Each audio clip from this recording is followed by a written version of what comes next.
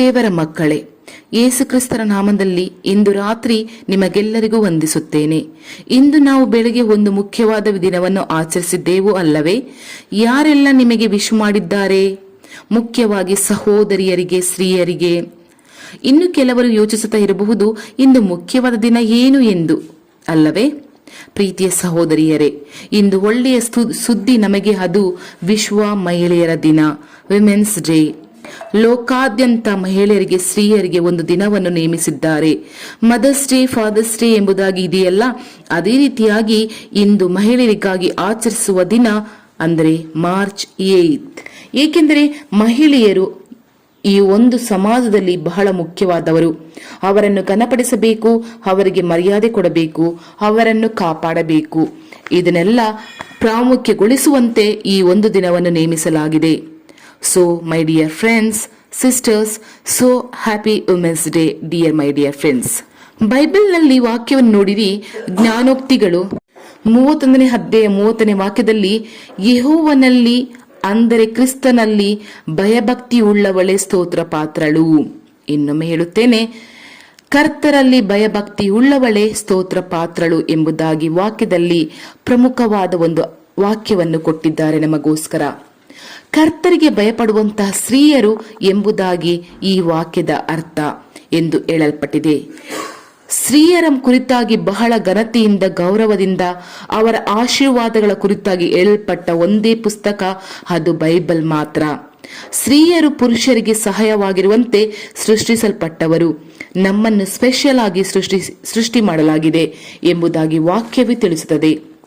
ಅವರಿಂದ ಕುಟುಂಬವನ್ನು ಅಂದರೆ ನಮ್ಮಿಂದ ಕುಟುಂಬವನ್ನು ಕಟ್ಟುವುದಕ್ಕೆ ಸಾಧ್ಯ, ಒಂದು ಸಮುದಾಯವನ್ನು ಕಟ್ಟುವುದಕ್ಕೆ ಸಾಧ್ಯ, ಒಂದು ದೇಶದಲ್ಲಿ ದೊಡ್ಡ ಮೇಲುಗಳನ್ನು ತರುವುದಕ್ಕೆ ಸಾಧ್ಯ ಎಂಬುದಾಗಿ ಎಲ್ಲಾ ವಾಕ್ಯದಲ್ಲಿ ಬರೆಯಲ್ಪಟ್ಟಿದೆ.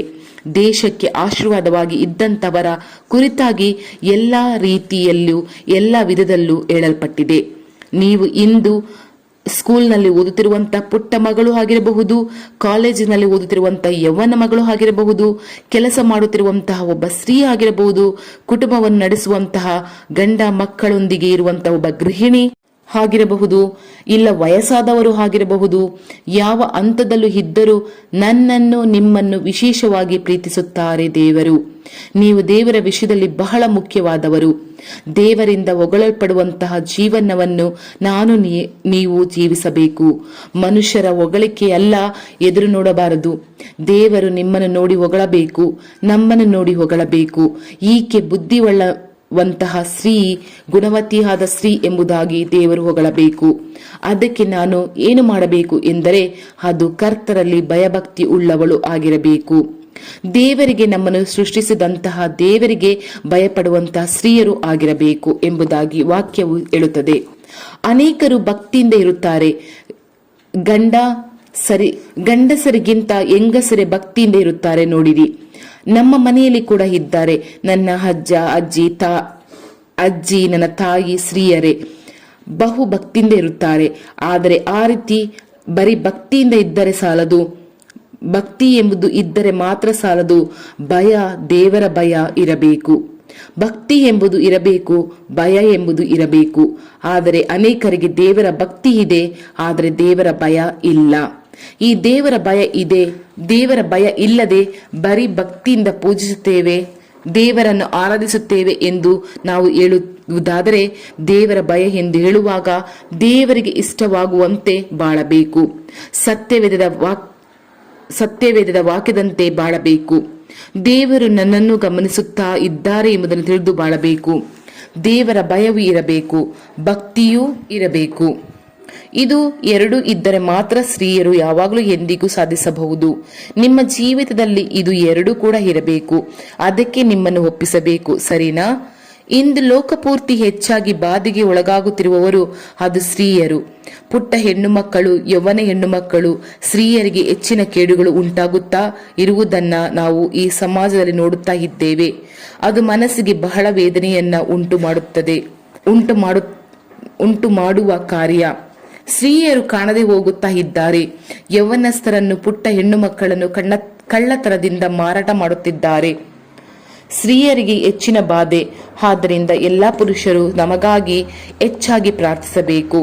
ನಮ್ಮನ್ನು ಸೃಷ್ಟಿಸಿದ ದೇವರು ಮೊದಲು ಅವಳನ್ನು ಕರೆದುಕೊಂಡು ಬಂದು ಆದಾಮನ ಬಳಿಯಲ್ಲಿ ಒಪ್ಪಿಸಿದರು. ಅದೇ ರೀತಿಯಾಗಿ ಸ್ತ್ರೀಯರನ್ನು ಕಾಪಾಡುವ ಜವಾಬ್ದಾರಿ ಪುರುಷರದು. ಅದಕ್ಕಾಗಿ ಪ್ರಾರ್ಥಿಸಬೇಕು. ಅವರು ಸುರಕ್ಷಿತವಾಗಿರುವಂತೆ ನಾವು ದೇವರ ಮುಂದೆ ವಿಜ್ಞಾಪನೆ ಮಾಡಬೇಕು. ಈ ದಿನದಲ್ಲಿ ಎಲ್ಲಾ ಸ್ತ್ರೀಯರಿಗಾಗಿ ನಾವು ದೇವರನ್ನು ಸ್ತುತಿಸುತ್ತೇವೆ. ನಾವು ಸ್ತ್ರೀಯರು ದೇವರಿಂದ ವಿಶೇಷವಾಗಿ ಸೃಷ್ಟಿಸಲ್ಪಟ್ಟವರು. ನಾವು ದೇವರಿಗೆ ಬಹಳ ಮುಖ್ಯವಾದವರು, ಈ ಲೋಕಕ್ಕೆ ಬಹಳ ಮುಖ್ಯವಾದವರು.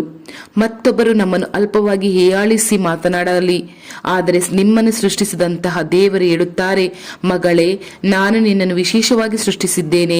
ನಿನ್ನ ಮೂಲಕ ನಾನು ಕುಟುಂಬವನ್ನು ಆಶೀರ್ವದಿಸುವೆನು, ಸಮುದಾಯವನ್ನು, ಸಮಾಜವನ್ನು ಆಶೀರ್ವದಿಸುವೆನು, ದೇಶವನ್ನು ಆಶೀರ್ವದಿಸುವೆನು ಎಂದು ಹೇಳುತ್ತಾರೆ.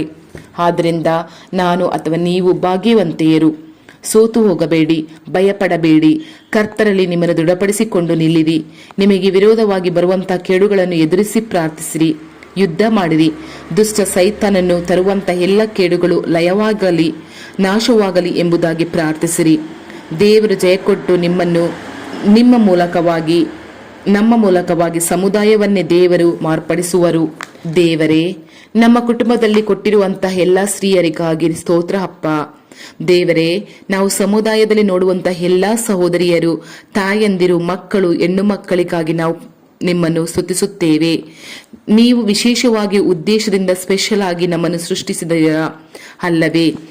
ಈ ಸ್ತ್ರೀಯರನ್ನು ಗುರಿಯಾಗಿ ಇಟ್ಟು ಬಾಧಿಸುವಂತಹ ಸೈತನ್ನ ಕ್ರಿಯೆಗಳು ಲಯವಾಗಲಿ. ಸ್ತ್ರೀಯರಿಗೆ ವಿರೋಧವಾಗಿ ರೂಪಿಸಲ್ಪಡುವ ಕೇಡುಗಳು ಯೇಸುಕ್ರಿಸ್ತ ನಾಮದಲ್ಲಿ ಲಯವಾಗಲಿ. ಹೆಣ್ಣು ಮಕ್ಕಳು ಸಂರಕ್ಷಿಸಲ್ಪಡಲಿ. ಯೌವನ ಹೆಣ್ಣು ಮಕ್ಕಳನ್ನು ಕರ್ತರೆ ಕಾಪಾಡಿ ನಡೆಸಿರಿ.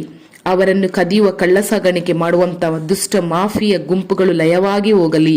ಕುಟುಂಬದಲ್ಲಿ ಸ್ತ್ರೀಯರಿಗೆ ವಿರುದ್ಧವಾಗಿ ರೂಪಿಸಲ್ಪಡುವ ಕೇಡುಗಳು ಅಡಗಿಸಲ್ಪಡಲಿ. ಯೇಸು ಕ್ರಿಸ್ತರ ನಾಮದಲ್ಲಿ ಆಮೇನ್, ಆಮೇನ್. ತಂದೆಯೇ, thank you Lord Jesus Christ. Love you Jesus, love you Lord, love you Holy Spirit. Thank you angels.